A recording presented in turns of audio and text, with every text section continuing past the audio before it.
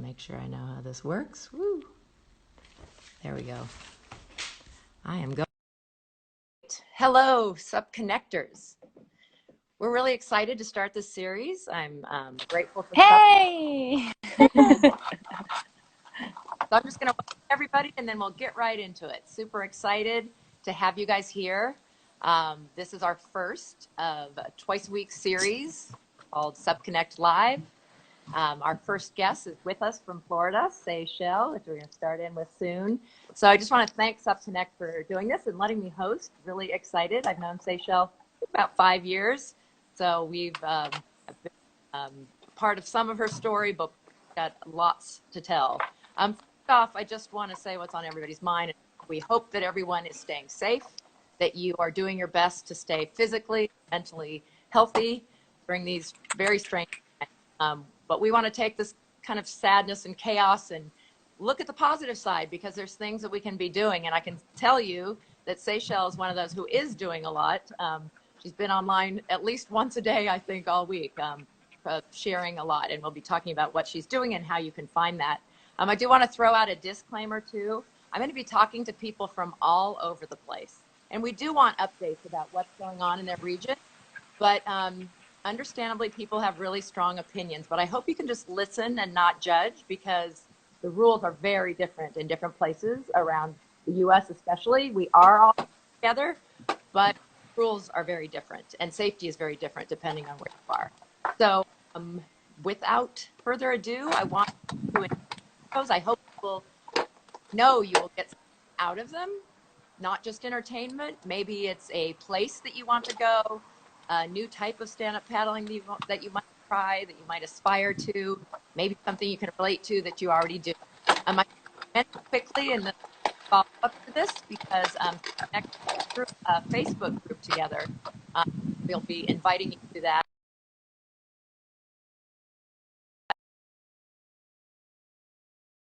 I just got a phone call. If you don't get all your questions answered, if we don't get a chance to talk about everything, and then Seychelle and I were saying we have some great pictures and video that would fit some of the things we're going to talk about.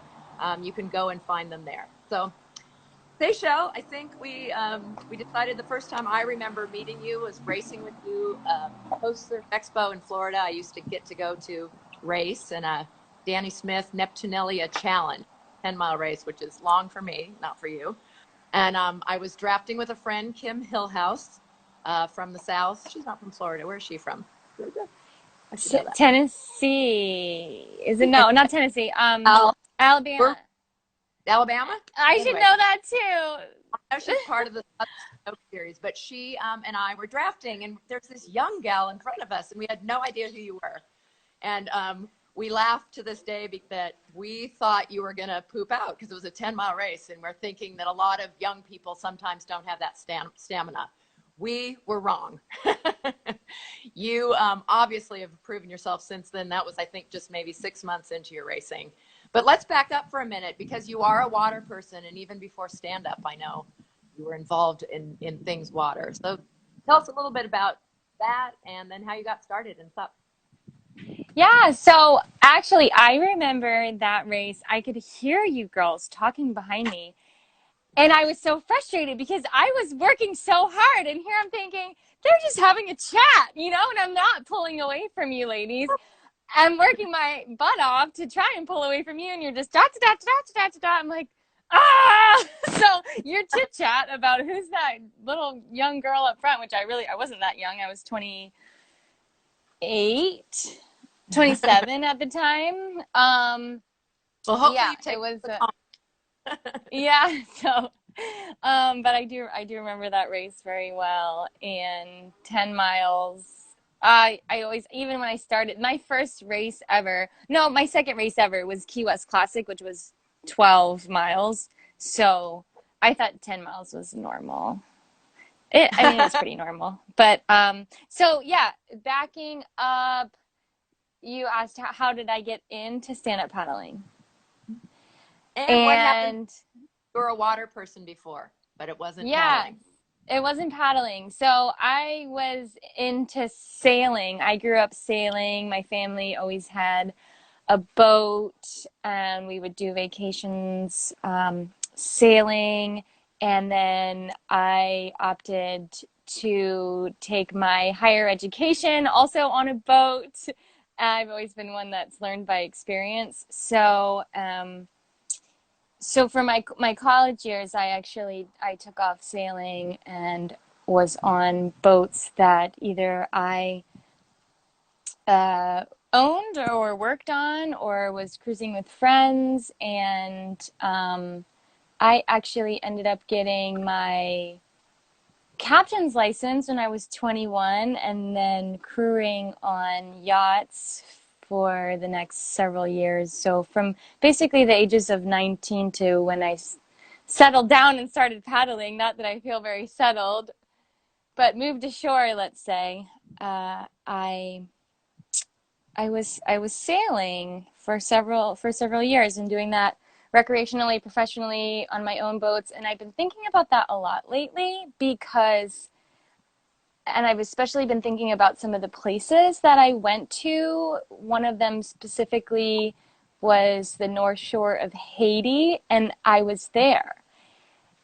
And we were anchored off this little town, and the people, I mean, they were some of the most friendly, hardworking, beautiful people you've ever met. And I, they were just starting to get connected with the internet and cell phones, but it really wasn't there yet. And I'm sure it's quite different now. That was a few years ago. And my thought was, man, if the world ended, these people wouldn't even know. And so I thought about that recently, because I was thinking, I wonder if in that little town in Haiti right now, if they're even feeling this at all, or if life is just going on because they're still washing their clothes in that little river and walking up the mountain trail to get the fruit and whatever it is that they do, that their lives are so not reliant on whatever it is what's going on Yeah. in the world right now. Interesting thought. Well, what a great education. I didn't realize you're a captain. That's awesome. Yeah, I still have my 110 master's license, and I'm really glad I've held on to it, because my backup plan is, if things don't recover, we're just going to go sailing. We'll go back to Haiti where things aren't affected. Take positive and say things will recover. Things will recover. Yeah, it's more of a joke. But yes, so I'm a captain. I still have my captain's license, and we still go sailing at least once a year. We charter boats and go once a year because I love it and I miss it. And I got into paddling, to answer that part of your question. I got into paddling when I moved. I actually went through a divorce, another thing people don't know about me. And that's when I moved back ashore, back to the Florida Keys where I'm from, and was looking for a new direction in life, as you do when you go through any sort of life altering, whether it's a divorce or a breakup or whatever it may be. So I found paddling, and it changed my whole life. Obviously, I was always athletic. I was always fit. I always stayed active. I was a runner. I ran a couple marathons, and I wanted to keep running, but then I started working at the paddleboard shop in the Florida Keys, Paddle the Florida Keys, and they said, well, you're pretty good at this. Do you want to try racing? Because I was just giving eco tours and starting to do the SUP yoga. And I started paddling because I wanted to do my yoga. I've always practiced yoga. And so I wanted to do yoga on the paddleboard because I couldn't think of a more blissful experience. It's a very blissful experience. And so I was doing yoga I bought a paddleboard. I was doing yoga on my paddleboard, and the paddleboard shop said, well, come do eco tours as well. So I was doing eco tours, and then they were like, well, you're good. You want to try racing? So I did. So I trained with the guys a little bit, and I did my first race, and I won that race, and I decided that I really loved this sport and I wanted to do more racing. And I never looked back, and it was meant to be. And I'm still out on the water every day, and that's what matters the most, I think, was, the connection to the ocean this sport. It's just so much fun.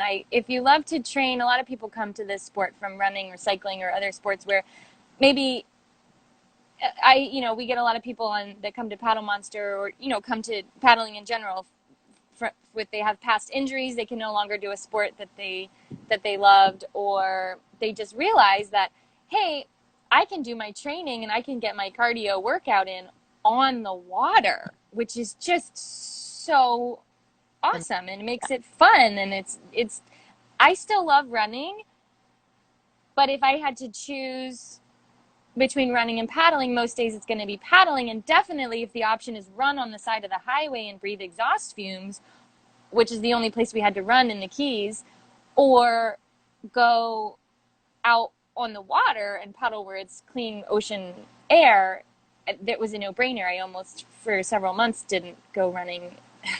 I almost thought I was never going to go running again because I was like, wow, I could just train on the water, and this is amazing. So, and I think that's so we're getting outside with both of those. That you had made some excellent points about, injury. I do know a lot of people who were. I didn't know you were a marathoner. That explains something about ultra distance, which we're going to talk about. But that getting outside, but getting on the water is something just so special. And there's actually research about blue mind that actually getting on, in, or near the water actually does something to us physically, a positive thing. So it's, I think we're kind of addicted. We have this versatile watercraft that you can use in so many different ways, and you do a lot of those things. And I just love hearing that it's that joy and connection to water, as gnarly as you are and as good a racer as you are, and what a great coach and everything, that it's still, you come back to that love, desire to want to be on the water all the time, which is fantastic. I told you one of the things I really admire, we'll say a little bit more about the racing and then get into the coaching, but that you are so versatile, and there's some others like you too. What we're expecting of pros right now in stand-up paddle racing, to me, is just crazy. Because if you look at something like running as a good example, you just wouldn't have the same person at a high level be a 100-meter sprinter and a marathoner. But we expect that of you guys. And you specifically have been a champion at both ends of the spectrum, which is amazing.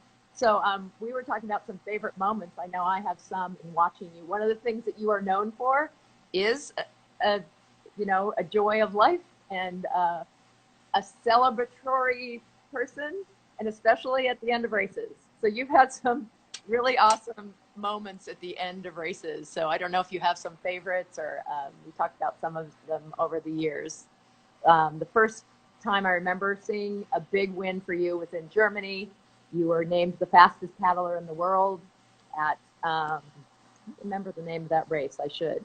They call it fastest paddler on earth. Oh, at the Lost Mills. Lost Mills. That was a big, Germany is one of the first.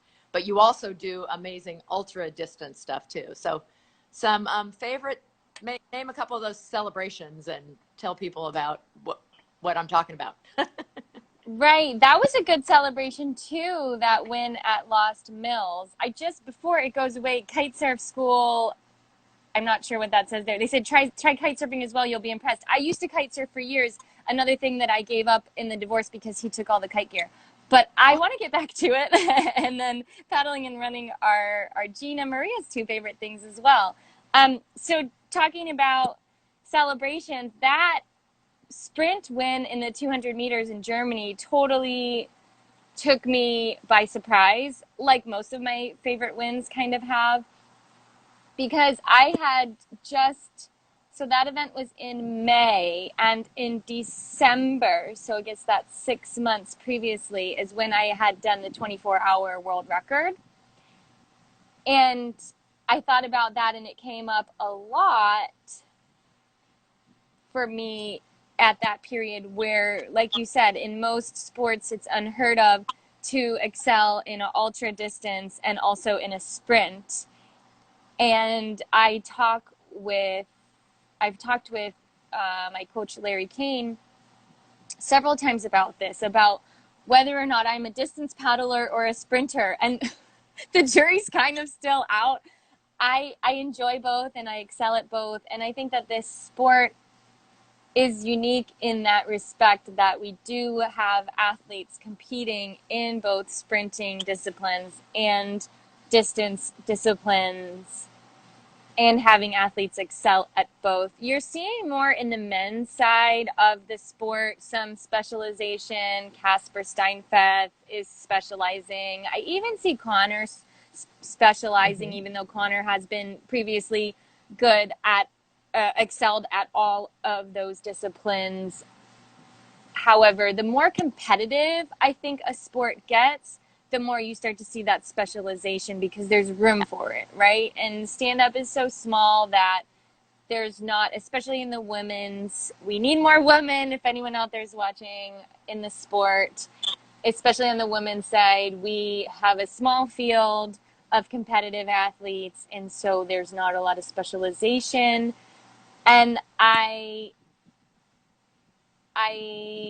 definitely was shocked though to win the 200 meter sprints because that was the first time I won a sprint event, and it was awesome. And then I'm an emotional person. I don't hide my emotions. I was talking to Chris Parker earlier for his podcast that'll be coming out, and I was crying when we started talking about that win in 11 city tours, which you were just mentioning.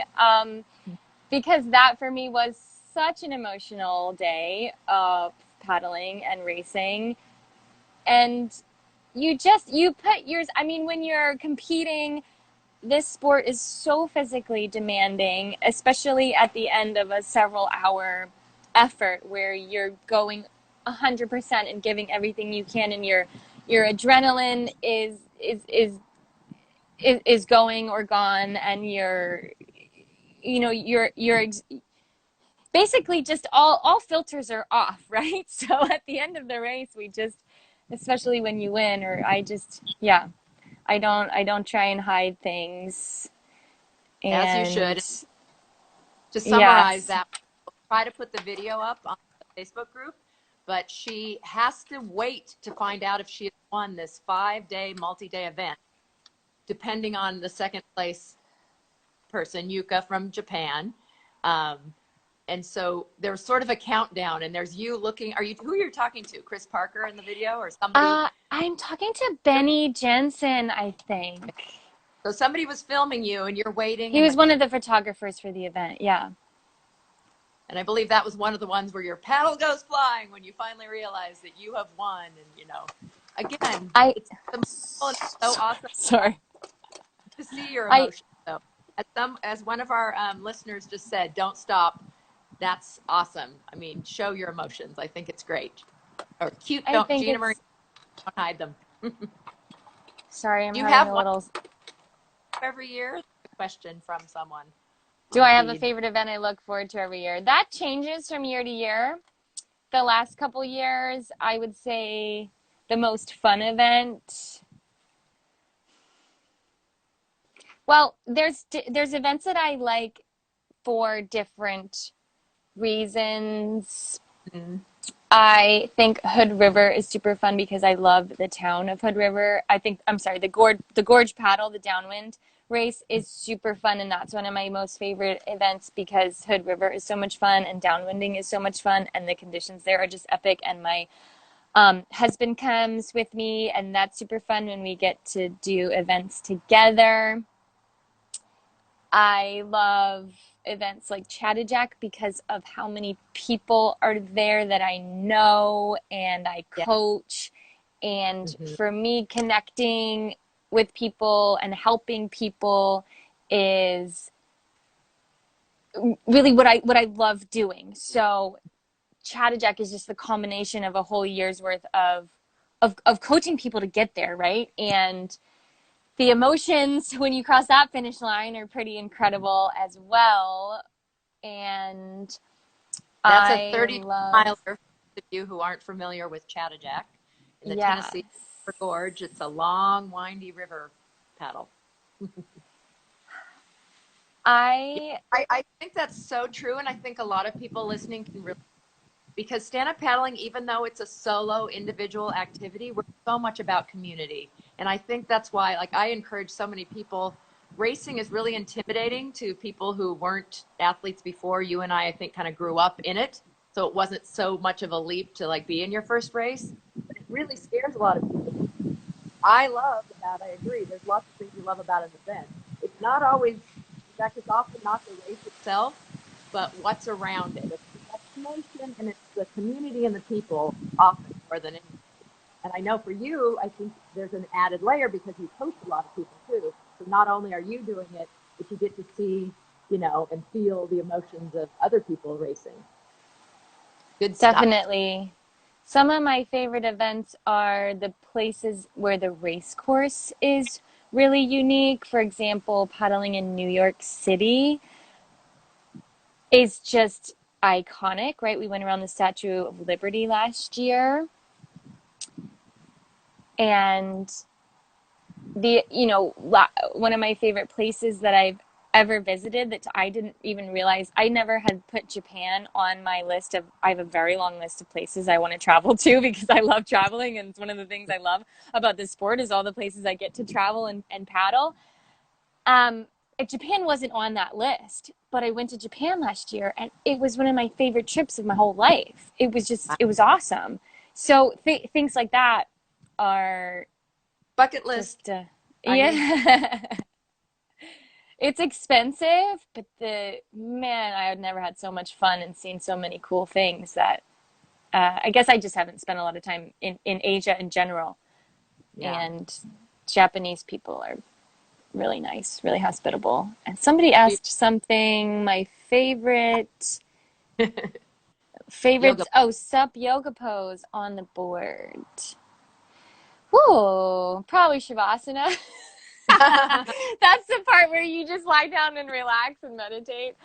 I love inversions. Going upside down on the board is really fun because then you get to look at the water upside down. Oops, that's me dropping a shell. And so flipping your perspective upside down, there's all sorts of metaphors for that, but just the added challenge of you have the water moving around you challenges your balance, and then you flip yourself upside down and you see that happening upside down, and it's just fun. Yeah. SUP yoga. Oh man, I'm not an instructor like you are, but I agree. Shavasana, when you can drape your fingertips in the water and feel a warm breeze. I mean, you're in Florida. I bet it's that way. Yeah.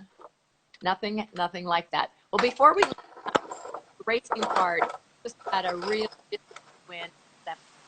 So talk about being the overall champion of both distance and sprint on the APP World Tour. Sorry about I feel like Chris Parker with the gimbal here. I'm just going to hold it. Okay, we said this earlier. I won the APP World Tour last year, and that was really incredible for me. There was 4 sprint and 4 distance events, and they took your best 3 results. So I ended up, no, it was a near perfect score. It wasn't a perfect score, but I did end up winning the distance points and the sprint points both, and then the overall. And that was a big shocker for me. Again, I think, like I said earlier, some of my favorite wins have been ones that I really wasn't expecting. And I think that's kind of also similar to how life is a lot of times. Some of the best things in life are not things that you planned for, you couldn't have ever planned for. And I had a rough start to the year. I had an injury that I had to recover from for a few months, and still kept with me through most of the year. And I'm still, it's still there in the back of my in the back of my neck. Not that but having gone through that, I wasn't expecting very much of a season. And talking about winning races that I wasn't expecting to win, there was the sprint race in New York was in the surf, and I learned how to surf.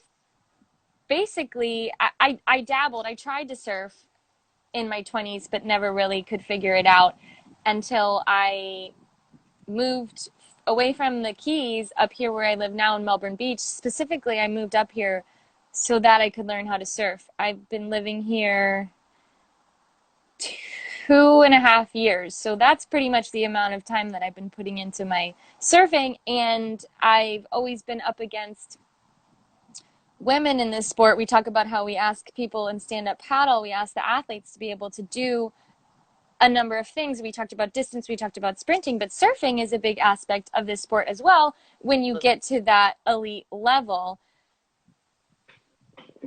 the more, and whether or not it's actually waves, whether it's just reading the water and there's bumps or in boat wakes or drafting, whatever it may be, those are all aspects of surfing in a way. And I didn't have that skill set at all. I was, and always have, I've always been very fit. I've always trained really hard. I've always worked really hard and smart about my career, but I didn't have the skill set for surfing.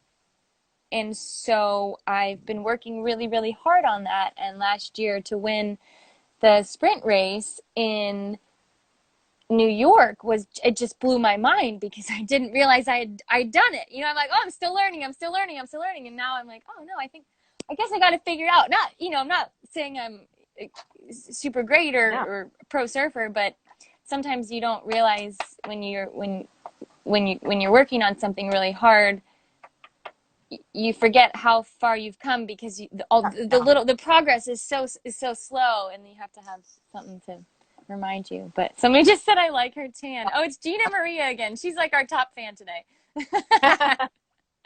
She's talking about your tan, Kristin. It's not mine. It's Florida's had more sun. It's raining outside in California. Yeah, it's actually a beautiful sunny day here. Nice. Yeah. Well, in the middle of all these, you mentioned your husband. I got to meet him. I think we were at an outdoor retailer or something, staying in the same house.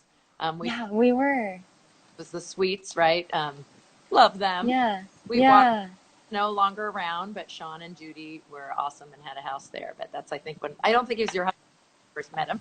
So it's fun to see you guys and your awesome. Don't you know Gina from Panama? I know. Oh, I know Gina from Panama. Yes, I do. Okay.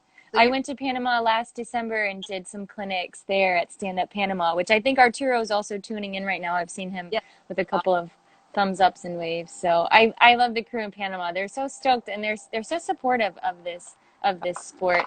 Hello, Ismael from Spain. We see you too. That's awesome. Well, I love that all the clinics and camps and coaching that you're doing. So your coaching is through the Paddle Monster platform. That's a website and it's an app that you can download. And there's a few of you who do coaching through that, which is just so awesome because I know one of the events, I believe that's postponed, is that amazing ultra distance. I don't think you've done it before, but I think you were coaching people because you've done a lot of the Yukon River Quest. Oh, Yukon River Quest. Is that the one you're talking about? There's also the Bahamas to Florida. Crossing for cystic fibrosis. Yes. I've been coaching a lot of people. Last year, I coached 2 athletes that did the Yukon River Quest, and they were in the documentary that Chris did about it, which was fantastic.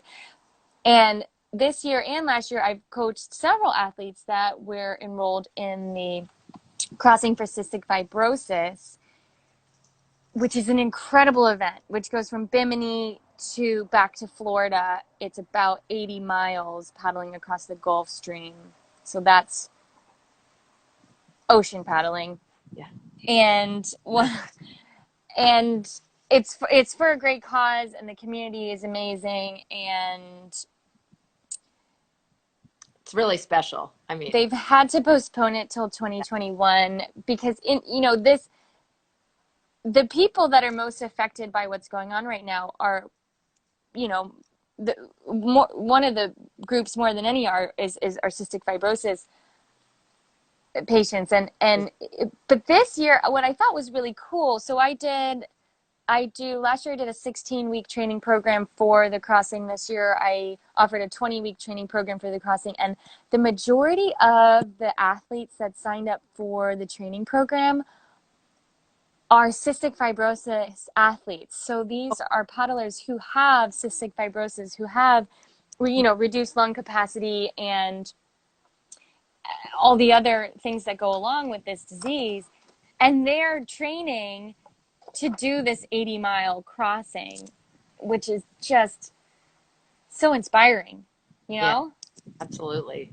Absolutely. Well, that's really special. And that's neat that there's people like you, that you could choose a coach that knows that stuff for sure. I mean, you could coach anybody, but it's special that there's somebody like you who's done ultra distance for those special races like that. So, yeah. what are you, it's a strange year. We don't know what's going to happen for sure, but we're hopefully going to have a season. Some people, instead of postponing to next year, have moved their races. Carolina Cup has moved to the fall. We were talking about a few others that are pushed back. So what are you kind of seeing both on your pro level around the world?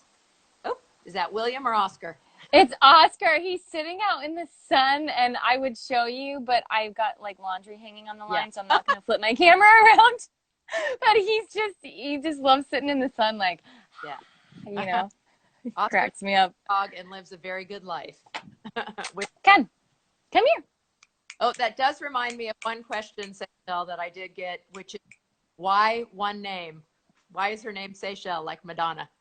Why is it? Yes, because here he is. Hi. Hi, Oscar. Hey, Oscar. So, why the name? Why one name? It's a fantastic question. So, the reason is I was previously married and I changed my name. And when I started this sport, my last name was from my ex-husband, so I didn't want to be associated with it. So I just went with one name, and I'm now remarried to William, and he's wonderful. And I changed my name again because I wanted to get rid of my ex's last name. So my last name, I just would rather just be Seychelle, or, as my brand name, Seychelle SUP. And it's a unique name, and it gives me rock star status. So that is why I'm the Madonna of SUP.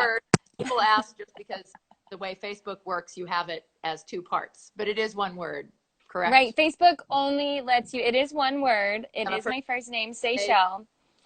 And Facebook doesn't let you have to have two. You have to have a last name. And you can't just put, a character, or, you have to put a name. So, yeah.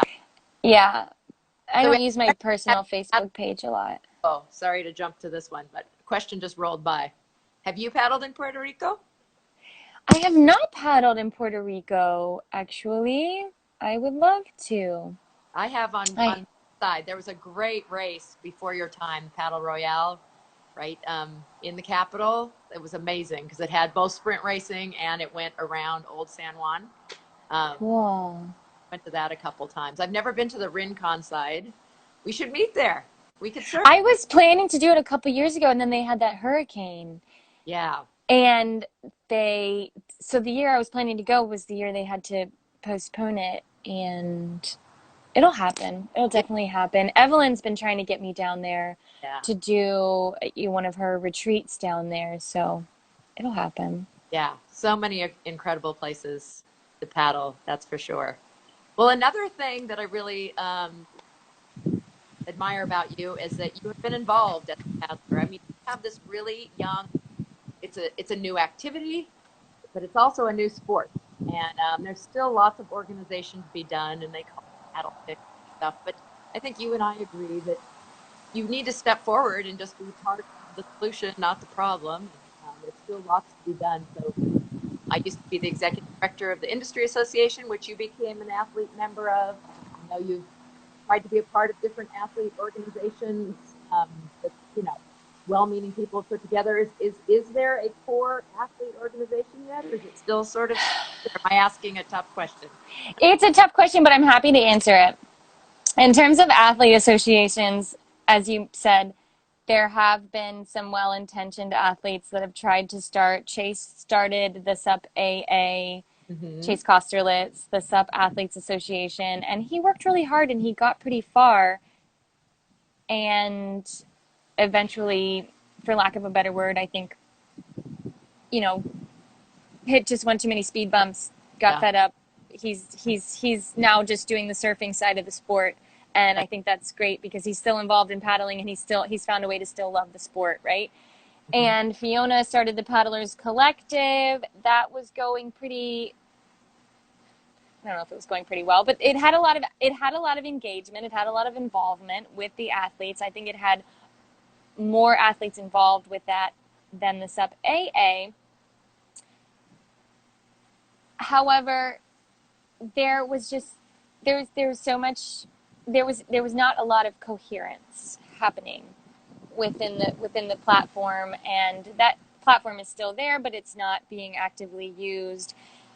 And I tried not very hard, but I did put in an effort to try and, say, let's take the the Paddlers Collective, and let's merge it with the SUP AA, and let's have an athletes association that's actually going to do something. But I backed out because, and this is probably what eventually happened with Chase and with Fiona, is it's politics, and you have to have really thick skin to be a politician. And I don't have thick skin. I'm too emotional. And so I realized I would love to be involved, but if I was younger, if I saw myself in this competitively, I don't see myself leaving the sport, but I don't see myself competing as a pro for that much longer. But if I did, I think I would be more proactive. I would be more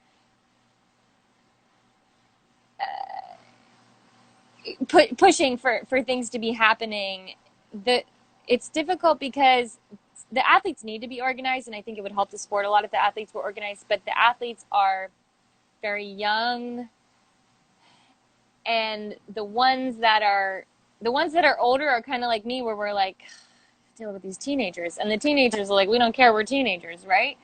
So well, you guys are getting pulled. There's a lot of forces involved, getting pulled in different directions, a lot of things out of it's just bickering. Nobody agreed on anything. Yeah, but I'll be hitting you up next year to keep moving forward and get us organized, because I'm on the other end of that, not the younger, but the still want to race, love the masters category, but care about the big picture of the sport, moving it forward. So let's keep on that. But what I do care a lot about, not that I don't, I care a lot about the athletes and the pro side of the sport, but what I care more about, especially right now, and where my focus and my attention is right now, is on the SUP community at large staying positive and staying active. And as you mentioned in the beginning of this,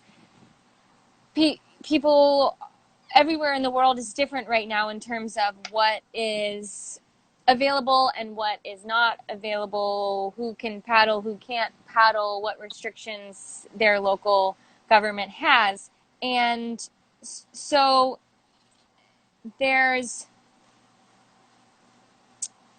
I've just been doing, even before this happened, with the Paddle Monster coaching, I'm trying to grow the sport as a whole, still being involved as a pro. I still I care about the professional side of the sport, and I treat it as such. It's my job, but the sport as a whole, my focus is more, especially at the moment, more on that right now, and just doing more teaching, more coaching, more tips, and lately, I think we were gonna talk about this, and maybe you did, is what Paddle Monster has been doing is a lot of live instructional, educational, uplifting, motivating content posting, all on our Facebook page, all free. So we have our online website, which is a membership base, which we do charge a monthly membership fee for basic membership, and then we have membership fees for people who want training programs, for to prepare for specific races or just training programs. It's not like we're like, oh, you have to want to do an ultra race to get a training program. I mean, we have people that are total beginners that are just training to do a 5K, and then we have people that are training to do like the Yukon, right? Yeah. So it's the whole gamut of paddlers, and we have online memberships to offer these training programs so that people have organization, they have structure, they can reach their goals. And what we're doing right now is we've taken a lot of content. Well, we're just creating a lot of new content and basically giving whatever we can to people every single day, every single afternoon, drills they can do on land, workouts they can do on land, tips on, I'm doing a lot of yoga, a lot of breathing, meditating, all sorts of, like I said, just educational, uplifting, motivational entertainment for the paddle community. Yeah, and it's free. It's at 3 p.m. Eastern time, 12 Pacific. It has been every day. They're saved, so you can go back and look at them. And they're on the Paddle Monster Facebook page. Yeah, you can access those. So that's we'll be sure to put that link because it's something you can do now, and that's part of what Supconnect, starting with these and the other groups that are doing, content during a time when some people have a lot more downtime and can't do everything, will hopefully hold us through and keep us, again, mentally and physically healthy. Yeah. So we appreciate all that you're doing with that. Meditation and deep, I need some of that. Yeah, I think you were in a couple of the yoga sessions. I saw you chiming in. So it's been, and I've even been stepping into roles that I wouldn't normally do or things I wouldn't normally teach, like the meditation and the breathing. And so I'm finding ways to be grateful for this time. It's helping me be a better coach. It's helping me come up with topics that I wouldn't normally be teaching people and offering people, like mindfulness and meditation, which are so important, are things that I practice every single day. But now I'm trying to give that to the community as well. So the positive thing is that it's, they say when you give, you receive, and it's so true. There's a lot of crazy stuff going on in the world right now, but I think because my focus every single day is on like, what am I putting out there and what am I giving to people and what value can I give to people that's going to just give them 30 minutes of like good vibes, and when that's your focus, like all those good vibes just come reverberating right back to you. And you talked about this earlier when you said the blue mind, and when people are out on the water, they feel there's something different about being out on the water. And I believe it has to do with that reverberation, with the energy, like of the water molecules. And it's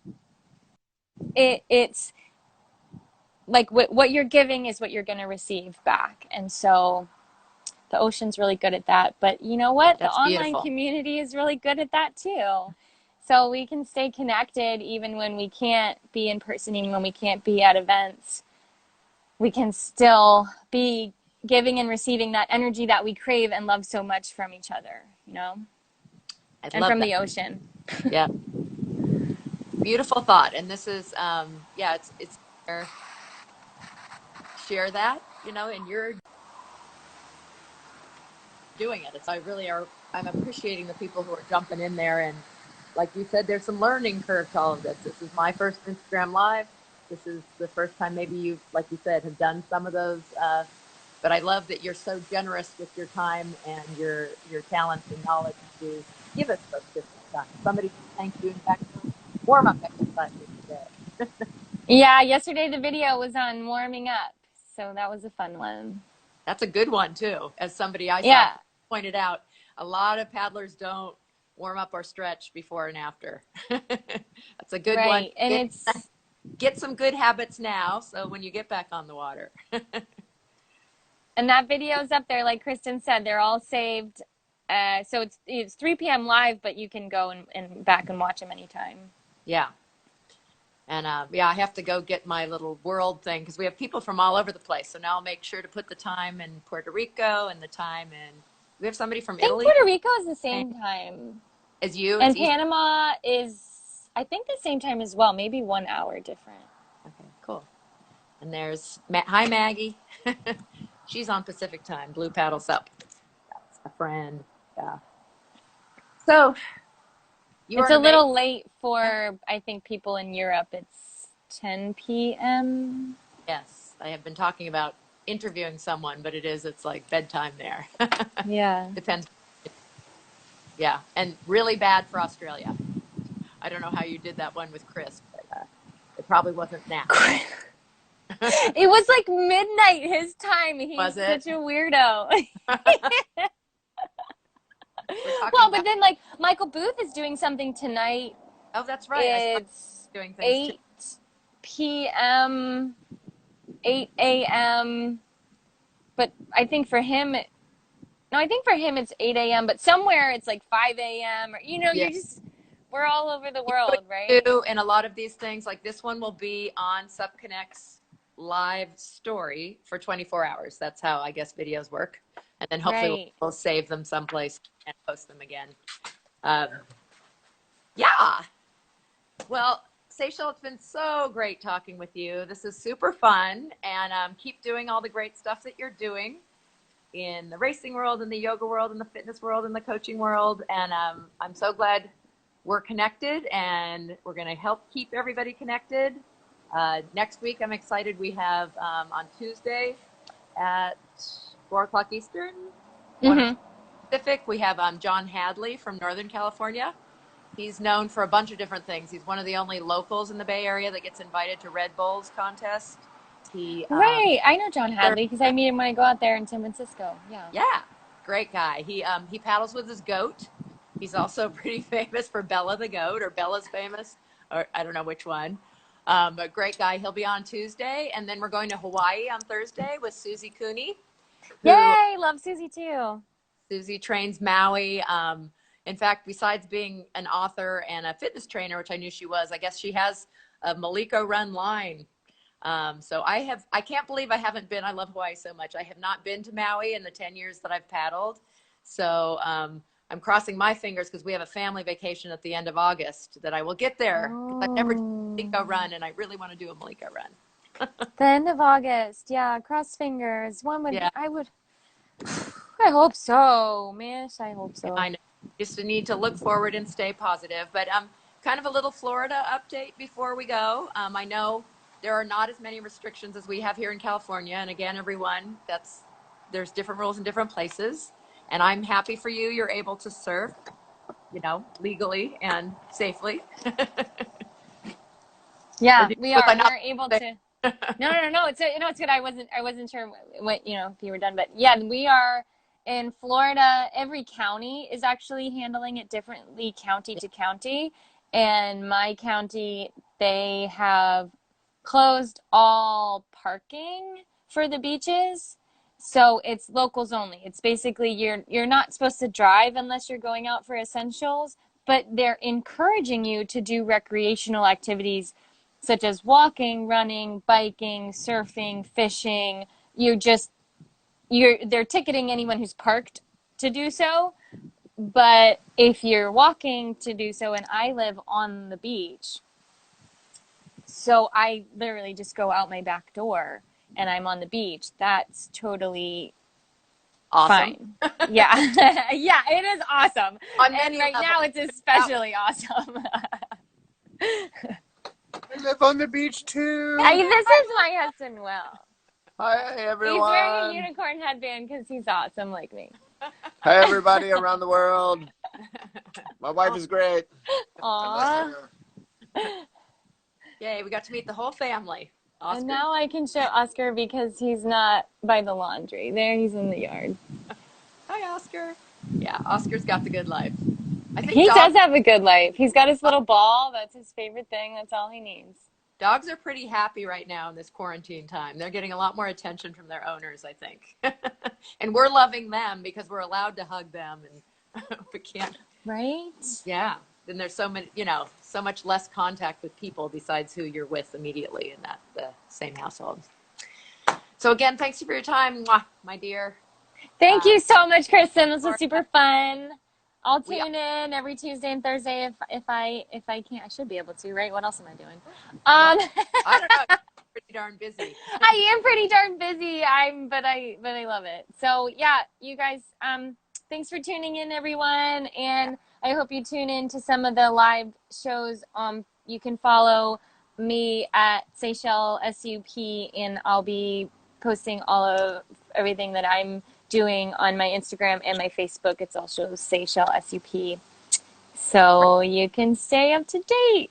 Yay! And it's hashtag Supconnect Live, and discussions is added on the Facebook group. So we're going to get that rolling with our first guest, Seychelle, and put up some pictures of those fun things we talked about. Cool. And the links. Take care, my dear. Stay safe and sane, everyone.